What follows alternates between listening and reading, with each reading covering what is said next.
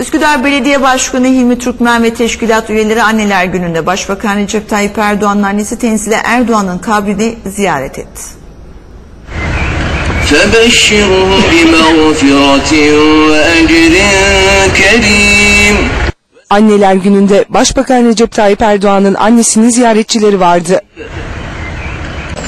Üsküdar Belediye Başkanı Hilmi Türkmen ve beraberindekiler Karacaahmet Mezarlığı'nda buluştu.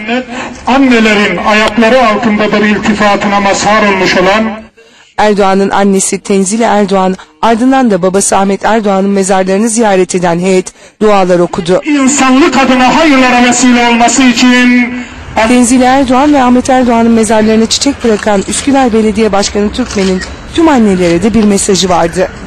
Bu güzel gün dolayısıyla tüm annelerimizi hürmetle, muhabbetle selamlıyoruz. Rahmetli olanlara Allah'tan rahmet diliyoruz.